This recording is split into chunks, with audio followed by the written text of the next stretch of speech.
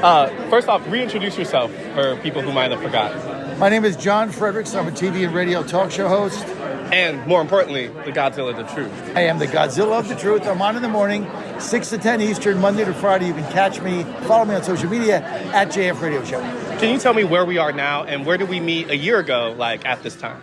Right now we're in Nashua, New Hampshire, as the results are pouring in for Donald Trump, up right now by 11 over Nikki Haley, which is going to end the gangster-bankster Wall Street, hedge fund, open borders, cheap labor cabal. They're on the edge tonight. We're working people finally take their country back. But where we met was in Dana Point, California, where the brain-dead RNC leadership held their meeting last year at a $700 a night Podge hotel when the RNC is broke and has no money. On Tuesday, as polls were closing in the New Hampshire primary, I was in Nashua at a watch party held by the Trump campaign. MAGA hats were out in force. Drinks flowed at the Cash Bar.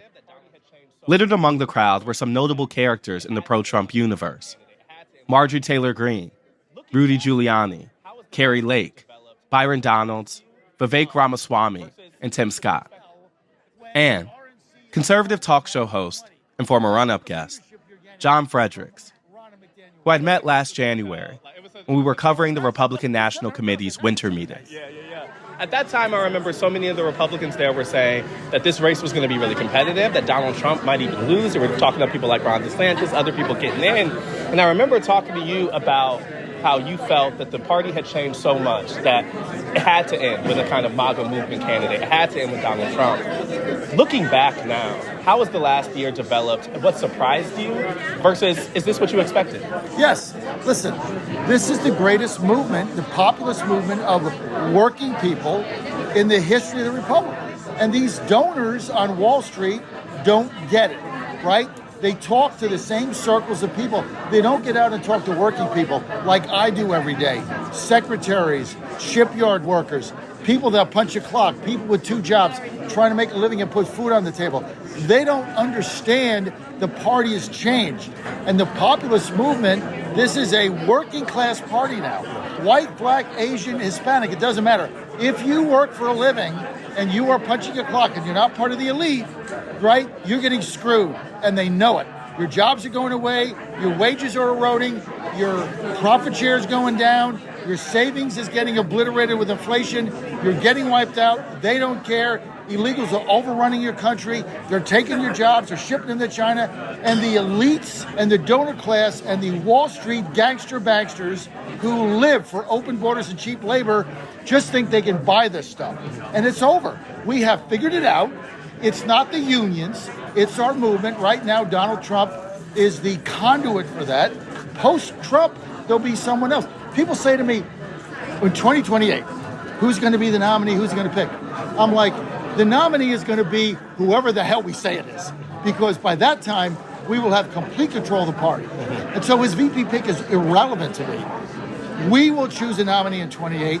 We will choose a nominee in 32. We will choose going forward because the populist movement is on the verge tonight of obliterating the establishment uniparty elite, and we're weeks away from taking over the whole Republican Party apparatus, if not weeks, a year.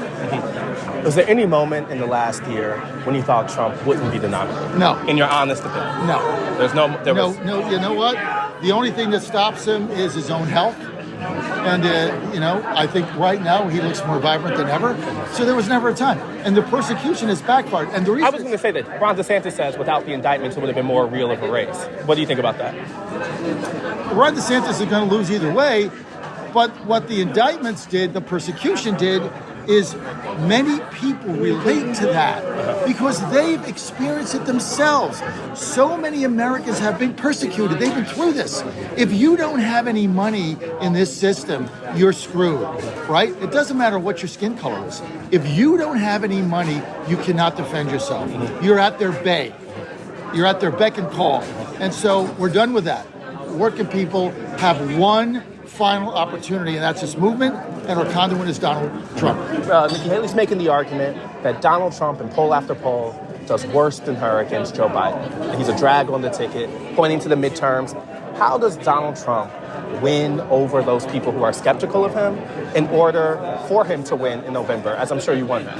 The alternative is Joe Biden. The alternative is raging inflation. The alternative is open borders, overrunning your schools. You can't go to the emergency room. The alternative is turning things over to China, where they are stealing our steel, our aluminum, our jobs.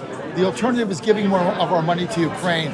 The alternative. When we talk to people, even with that alternative, they'll think about not voting. They'll think about voting third party because they find, this version of Donald Trump to be a little distasteful. I'm saying, does he have to do anything different, or just no? He just has to be Trump, right? He's going to win. It's going to be a landslide. He's going to win the majority of these swing states. He doesn't have to do anything different because he is the leader of a movement. This is not a personality cult like the left-wing media, the state-run media likes to say. This is a movement by blue-collar working people, and now it's seeped over to the lower professional class. That's what's doing them in, right? As soon as we got their game, set, match, right, Trump is going to get over 20% of the black male vote. Why? Last time he got, 8%? He's going to get over 20% because African-American men want jobs. They want security. They want to be able to take care of their families. And they see what's going on. They've had enough. When we talk to Democrats, they say that Joe Biden doesn't need to change anything because the contrast with Trump will make it so that people will back them. I hear you saying kind of a similar thing, that you don't think Trump has to change anything. No, I would change because you'll anything. take the contrast with Joe Biden. We'll let the electorate decide if it's a fair election. You have a fair election. I'm going to put my chips on Donald Trump winning these swing states and winning an electoral landslide and saving America. And look, don't you need the Haley portion of the party, the donors, the kind of elite Republicans as you describe them? Don't you need them for that win? No, they will never support us. They loathe the working person. This isn't like something you can mend together like we had a fight at the Thanksgiving table. They hate us. They loathe us. We are just their tools. Go to work, pay taxes, have 2 fingers of vodka, have a Bud Light, go home, shut up, and go back to work. But there's more of us than them. They got the power. They got the money. Guess what we have? The people. That's what this campaign is based on. A working class revolution of working middle class Americans who have had enough. Thank you so much. I appreciate seeing you again. Let's step.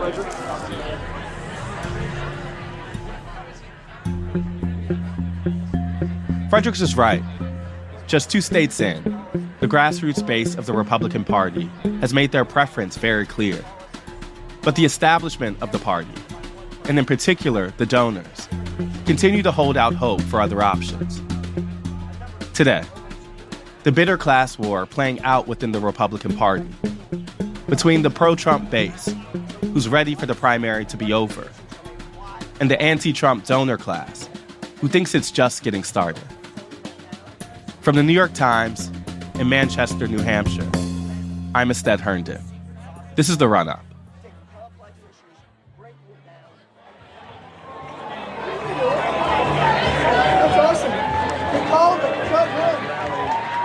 After I talked to Fredericks, word started spreading through the room. So the news just came in that Trump has officially won New Hampshire. People are cheering and throwing red hats in the air. In the end, Trump finished about 11 points above Nikki Haley, a sizable victory, but also a much closer race than we saw last week in Iowa. Haley's vote share here, 43% in total, was driven by New Hampshire's high number of moderate Republicans and undeclared independents, who lined up behind her just as polls suggested they would. After the call was made, we saw Haley come on TV to give a speech, where she said the race was far from over, and she took some shots at Trump, saying that Trump was the only Republican in the country who Joe Biden can defeat. Meanwhile, around 9:15, well, I want to thank everybody. This is a fantastic state. We watched as Trump himself took the stage. You know, we won New Hampshire 3 times now. Three. Behind him were his son Eric, his campaign team, notable endorsers like Marjorie Taylor Greene, and his former challengers, Tim Scott and Vivek Ramaswamy. And today, I have to tell you, it was very interesting because I said, wow, what a great victory. But then somebody ran up to the stage all dressed up nicely. Immediately, he mocked Haley. And she was up, and I said, wow, she's doing like a speech like she won. She didn't win, she lost. And, you know... And then... badly. Now, I have here, if he promises to do it in a minute or less, but the only person more angry than, let's say, me, but I don't get too angry, I get even. He invited Ramaswamy up. Vivek, 1 minute or less. Go do it, Vivek. What we saw tonight is America first defeating America last. That's what we saw. His former rival understood the assignment, using his time on stage to also attack Haley, who he targeted frequently throughout the GOP debates. What we see right now with her continuing in this race is the ugly underbelly of American politics, where the mega donors are trying to do one thing when we, the people, say another. And it's up to us, we, the people, to at long last say, hell no. We, the people, create a government that is accountable to us. And we, the people, have said tonight, we want, again, as we did in Iowa, Donald J. Trump. And so you want to actually speak truth. That's the truth tonight. And the only thing they're rooting for is an ugly thing that we don't want to see happen. That's what these people are rooting for, is playing to say long enough so the Reid Hoffmans and the ugly Democratic George Soros Jr.'s who are funding the lawsuits against Trump can prop up their puppet. We say no to that vision. I say the general election begins tonight, and this man will win it in a landslide. God bless you, Donald J. Trump. Vote Trump USA. Ramaswamy was making a point similar to John Frederick's, that donors and party elites only want Haley to stay in because they're seeking to overturn the will of the people. And in Ramaswamy's telling, they're hoping to see Trump get locked up along the way. Trump and his supporters are confident that he can pull this off without moderate and independent support. And I wanted to keep pushing on that idea with a supporter at the party who caught my attention. You have a great kind of like Trump outfit on. Are we recording now? Yeah. Okay, so tell me, describe the outfit. So I have my Trump pin covering up the Patagonia label on my vest. Yeah. You have your Trump sign and the Trump hat. And the Trump hat, which I just got through Amazon. You just got through Amazon? Yeah. Because I didn't, it's been so cold, I didn't know if I was going to have to stand outside. What made you want to come and be at the New Hampshire March? Be here because I wanted volunteers, I wanted people associated with Team Trump to know that there are more with him than he would ever imagine. Did you back Trump in the 2016 primary? I did. Oh, in the 2016 primary, I voted for Ben Carson. You voted for Ben Carson. But that's only because I don't know him, but I just met him a few times, and as a black woman, I'm his fangirl. So by the general election, you voted for Trump? Oh, absolutely. And did you consider anyone else in this primary? Absolutely Did you consider DeSantis or no? Oh, he is awful. There's like 40% of Republicans who are, maybe it's Nikki Haley or Ron DeSantis, are clearly wanting someone other than Donald Trump. 40%? I don't think so. Well, I mean, both in this election, both in the number of people who voted for other candidates in Iowa, both in polling that we see. I'm saying, what does Donald Trump have to do to bring those people back in the party? Like, how can you unite around the party if he's, mocking Haley and the supporters up there? Don't all Republicans have to be kind of around Trump for him to have a chance of winning? How do you make that possible? Well, I don't think that I don't think it's Republicans who are supporting Nikki Haley. I think it's Democrats. Here we are in New Hampshire. The people who voted for Nikki Haley were the people, they were allowed to vote as Democrats and vote. There were certainly some Democrats who re-registered party now. But there's a lot of Republicans. I've talked to them. No, I talked to people. I'm a member of a so I'm saying there are some Republicans who want other candidates. I'm saying, do you have to bring them in? There are some, but there are not many. There are some, and there are always going to be some. You're always going to have Democrats, where there are Democrats who do not want, I would would say that's a different situation with Joe Biden. Most Democrats do not want Joe Biden. I'm saying, but I would say the donor class that is being insulted here, the Haley supporters who are Republicans, does Donald Trump need those people? No, he doesn't. Okay, that's really what I'm asking. No, he doesn't need those people. Cool. Well, that answers my question. Yeah, he doesn't. He only needs the grassroots. The donor class is not going to knock on doors. The donor class is not going to make phone calls. The donor class wants to run campaign ads and say Donald Trump is a crook or a this or that, or he's gonna be convicted of what. The donor class has the money to do those things because for many of them they want open borders, and we don't want open borders. So I see what you're saying. Like next year is not only a fight against Biden, so you seem to be describing a fight against them too. Absolutely. Okay. Yeah, the GOP. I would say that the old guard of the GOP is having a very difficult time because they want their party back. They want the party back where the donor class makes all the decisions. And we're done with that. Well, thank you so much. I really appreciate your time. After the break, a member of that donor class, a billionaire who supports Nikki Haley.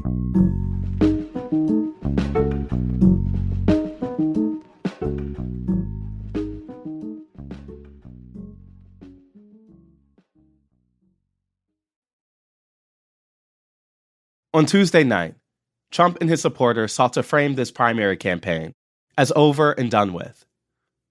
But more than that, they said that if Haley were to stay in the race, as her campaign has promised to do, that it would only be because of the party's elite donors who disdain the grassroots base and their preference for Donald Trump.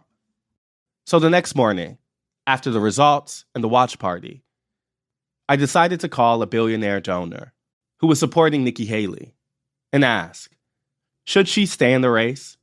And even beyond that, how is he thinking about the MAGA wing of the Republican Party, which was painting big donors as undemocratic villains? Hi, Ested. How are you? I'm doing well. How are you?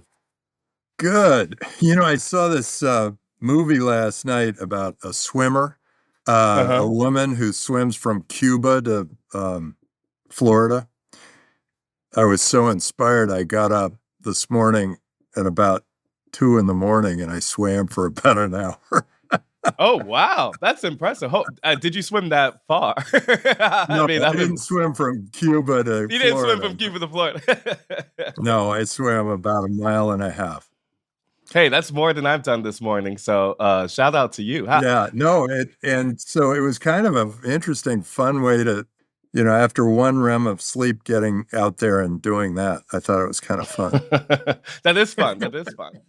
Tim Draper is a venture capitalist who's invested in companies like Tesla, Skype, Hotmail, Twitch, and Robinhood. And he's given more than $1 million to Haley's campaign and the outside groups that are backing her. I appreciate you taking some time out to chat with us today. I mean, I was really interested to kind of talk, partially because, I was at the Trump watch party in New Hampshire. I've been at Nikki Haley events all through the weekend, and I wanted to talk to someone who has been supporting her. Before we talk about the results, I guess I would start with just saying, what caused you to back Nikki Haley, and specifically, what caused you to donate your money to Nikki Haley? Yeah, I have been really impressed with her. I think she has very good character. I think she is kind. She is very thoughtful. She sees all points of view on things like pro-choice versus pro-life. She understands foreign policy, which is, I travel a lot. I go all over the world. I have a show called Meet the Drapers where I interview entrepreneurs all over the world. And I've seen how important our foreign policy is and how we're represented internationally. And I like her attitude of, I support my friends, I support democracies. I don't support dictatorships. When I first met her, I just thought, wow, this woman is strong and capable. And at the time, I think just left being governor and just about to become ambassador to the UN. So you met her before the presidential run. Yeah. And then I was impressed then, and I read her book, and I thought, wow, she's very thoughtful and politically savvy. She gets things done, and you see that she does it in an effective way where everybody comes out feeling good. And I think there's a strong character there, and she's tough, and she's willing to run for president. I mean, that for somebody that amazing to be willing to run for president, I think we were just lucky. I guess I would love to actually step back for a second. I mean, can you tell me a little bit about yourself? Can you help me meet the Drapers? I mean, can you tell me about like how, tell me about your business career and how you made money in the first place? Good. Yeah. So I started out as an entrepreneur, and I borrowed money from the U.S. government against, let me go way back. My grandfather was the first Silicon Valley venture capitalist. My father was a venture capitalist. I had venture capital in my blood. It was a tiny little industry at the time I got started. And we raised money from a couple of wealthy people that I was able to get in touch with. It was like I started with my friends, and then I went outside my friends and to their friends and then to their friends. And eventually we got to rich people. And so I raised a bunch of money. I put that to work. That fund, the next fund, the next fund, they all went incredibly well. We had the internet boom. I set up venture funds globally.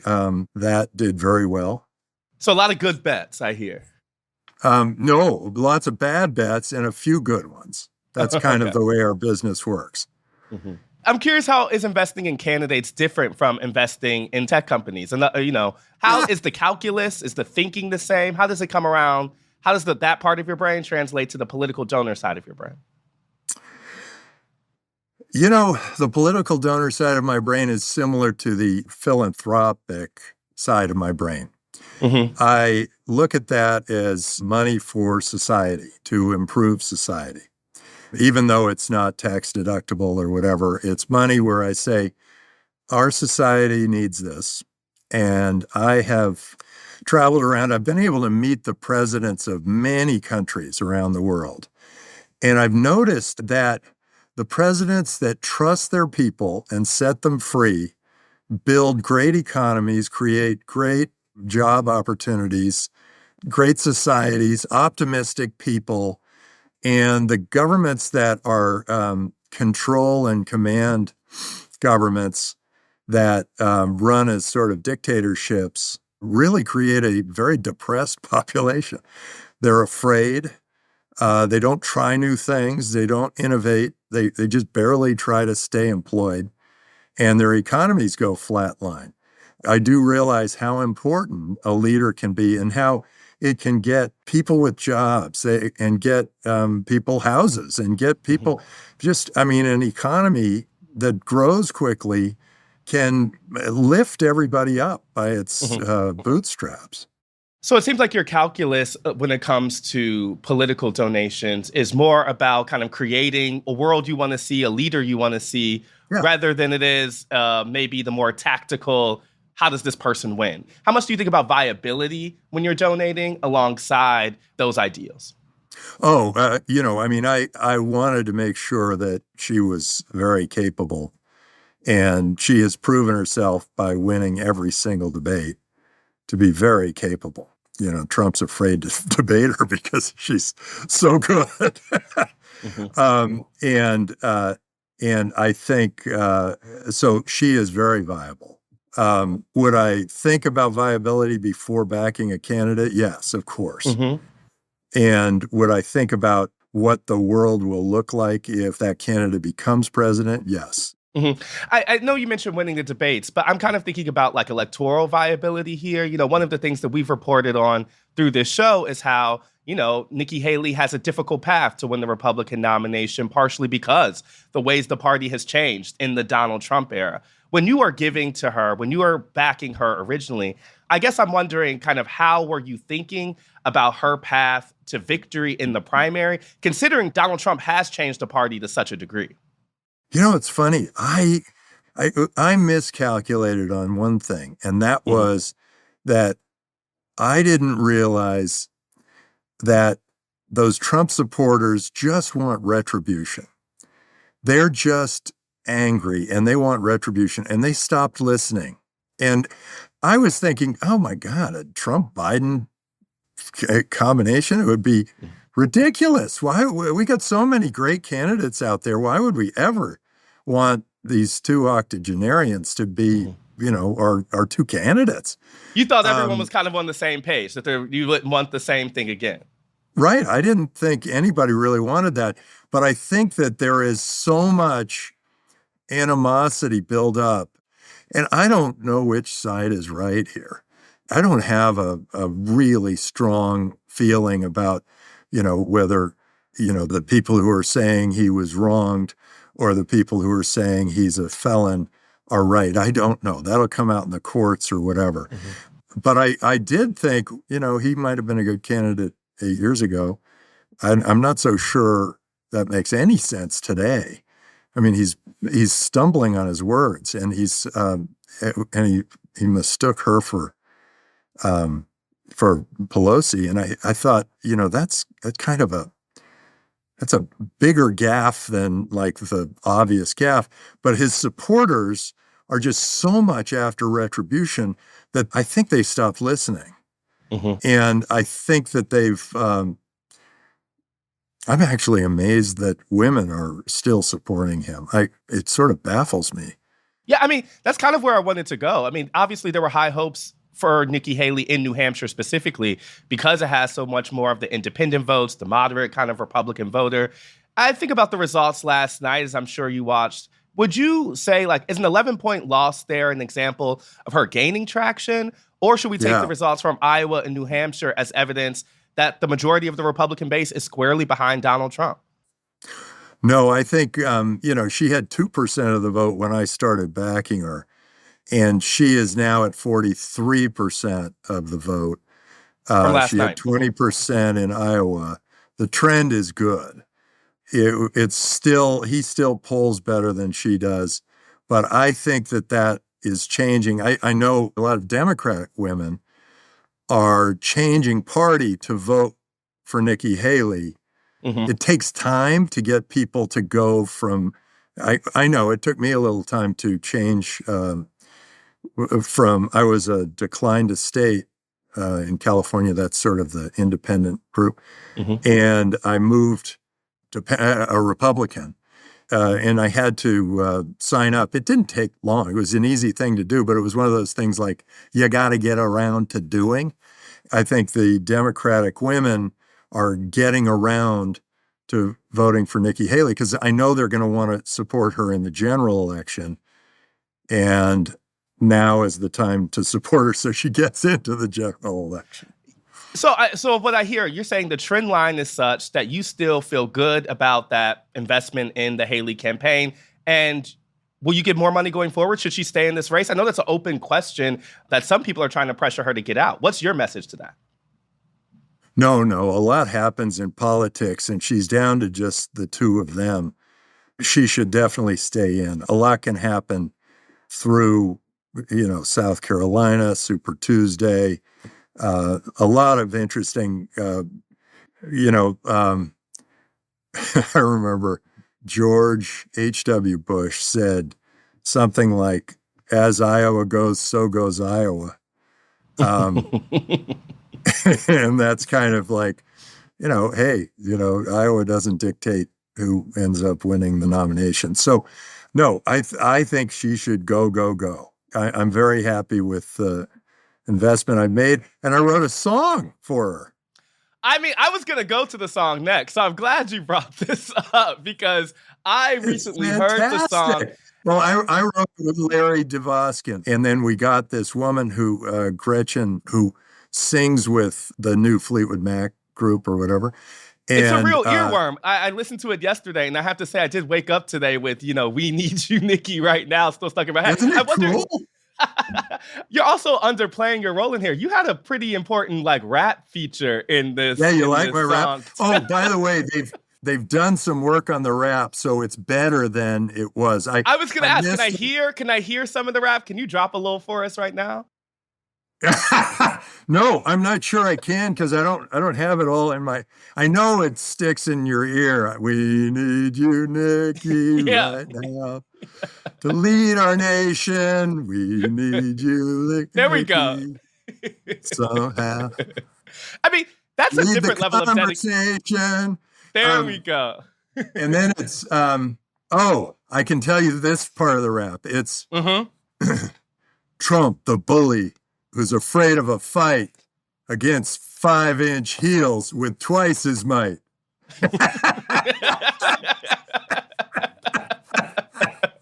I mean, that's a different level of dedication to a candidate than we typically see, right? I guess I'm asking, like, considering the high road she has to climb to become the nominee, what made you say this moment right now is all in? Is that the candidate or is that the political moment at large? It's the candidate. I think it's Nikki Haley.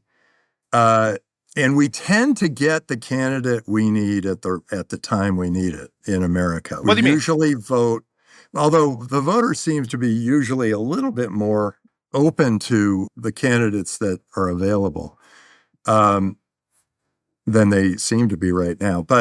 And I think in the U.S., we've sort of marched down this path where government's too big a part of our lives. So I think that's part of what got me excited about Nikki Haley. I'm a venture capitalist. I back these entrepreneurs who are like two guys and a dog, or a girl, a guy, and a cat, and they're getting a business started. And instead of thinking of their customer or getting themselves started with the right team, first thing they're thinking about is who's our regulator. I mean, there's something wrong there. Like, the government spent under Trump and under Biden, I mean, both of them are micromanaging the economy. People underestimate how a light touch government can grow an economy so much faster. But she gets it. Nikki Haley gets it. One of the things that stuck out to me at the Trump victory party last night is that they're not just mocking or kind of demeaning Nikki Haley, which there was a lot of. There was a lot of mocking and demeaning of the kind of donor class, too. They would say pretty openly that the reason she's going to stay in this race is because people who are rich Republicans are going to fund her money. And what they're trying to do is speak over the will of the voter, who have made clear the kind of working class Republican voter wants to back Trump. I guess I wanted to hear you respond to that idea. What do you say to the idea that what the donor class is trying to do in terms of keeping Nikki Haley afloat is against the will of the base Republican voter? Well, I'm rich, but a lot of the donors are not. You know what they're getting? It's interesting. The Haley campaign, they're getting a lot of small donations from women, and they're getting donations from Democrats. Those aren't Republicans, like that's not the base of the Republican Party. Is that a problem? Well, it depends on what you mean by a base. I think Trump just has a lot of people who they're just thinking of, hey, he needs retribution. And they're saying, I'm not thinking about anything else. And I hope that they open their minds, and I hope that they start looking at it in a new way. But I can't see that happening overnight. Yeah. And I think naturally a candidate who has a higher name ID is going to get a broader base of support. Does that level of vitriol from the Trump supporter to the donor class bother you any? I guess just more generally, and the way the party now talks about people like you. I tend to find that if you just do the thing that you think is the right thing, it works out. And it comes out in the wash. And no, I think people are people. Some people are going to say, try to be mean and put you off your game. And then we all have slightly different interests. Yeah. And so we all cheer on our own interests. And I think that that's kind of the beauty of a free country. Mm-hmm. I guess I heard so much anti-donor vitriol last night. Is there something about the way that you view politics, something the way that how you invest in it that you think those people are misunderstanding, or a message you would have to someone who, as they were characterizing last night, thinks that the act of kind of big donors investing is perverting kind of politics? Like, would you have a message to respond to that? Yeah. I actually think that that brand carries a lot more clout in politics than it should. I think that Trump has a very enormous brand. Mm-hmm. And so giving other candidates a chance to go up against an enormous brand is probably the way I look at it. I definitely understand, one person, one vote, and I definitely understand a democracy and how important that is and how everybody gets represented. And I think that that is really powerful in America. And I would be afraid that we would go into a dictatorship at some point if we just let these brands take over. You see yourself as leveling the playing field with Trump's brand? I think so. I think that might be part of it. Mm-hmm. I don't think that's the whole thing. I back startups. I back entrepreneurs who are, taking on big pharma and taking on big banks and taking on Microsoft and Apple and Google and Facebook. I back entrepreneurs where they're the underdog. And eventually they become enormously successful and we all benefit from it. We're all better off because there are Tesla cars out there. We're all better off because we can see each other on the screen because of what we did at Skype many, many years ago. And I feel the same way in backing a political candidate. Give them a chance to get out there in front of everybody and show their stuff. Kind of my last question is to look ahead. I know you're hosting a fundraiser for Nikki Haley soon. I guess I'm asked. Two. You're hosting two. Okay. Yeah. I guess the question I have is what are the markers that you're looking for the campaign to continue the upward trajectory that I think we both know it needs? And then a follow-up question I have is this: if it does end up being Biden versus Trump again, do you know what you would do? Would you donate? Would you vote Trump? Do you know?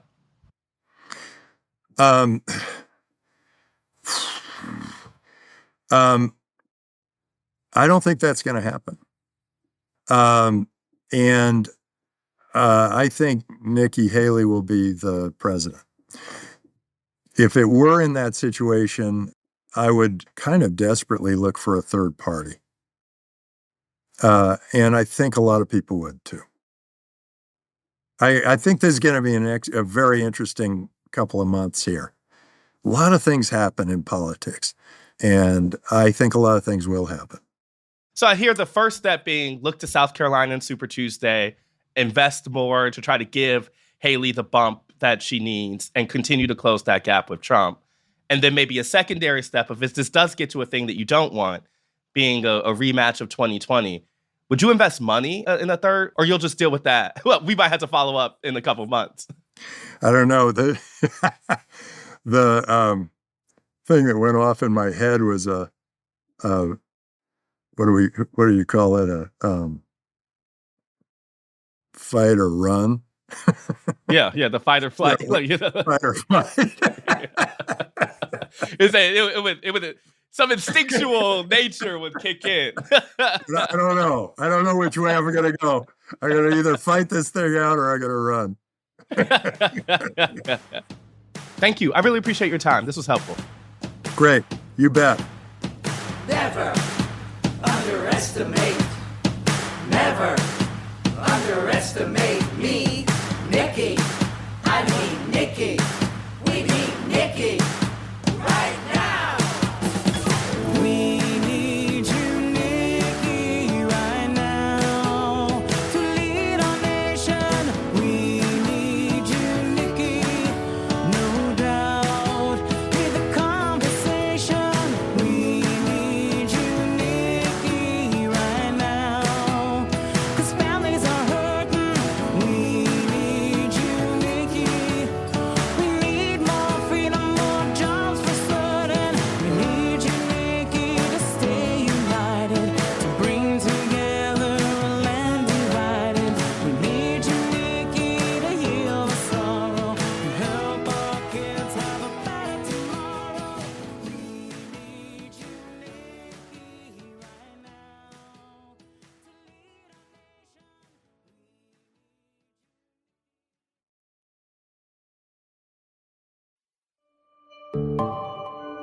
That's the run-up for Thursday, January 25th, 2024. And now, the rundown. One other thing we were watching closely in New Hampshire was the Democratic primary. On the Democratic side, Joe Biden is the projected winner of tonight's primary.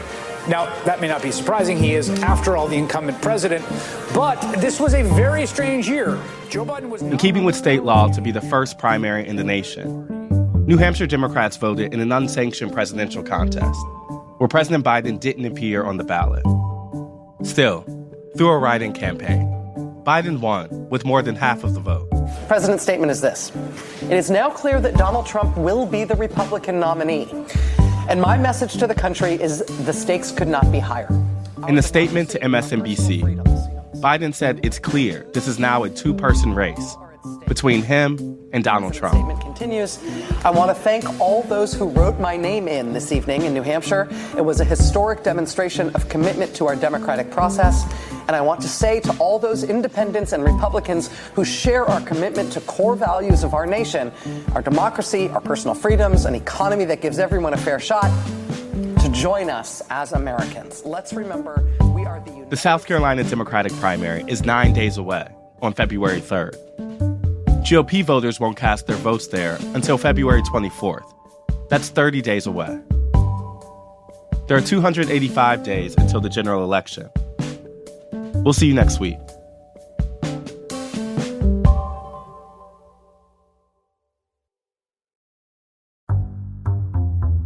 The Run-Up is reported by me, Ested Herndon, and produced by Elisa Gutierrez, Caitlin O'Keefe, and Anna Foley.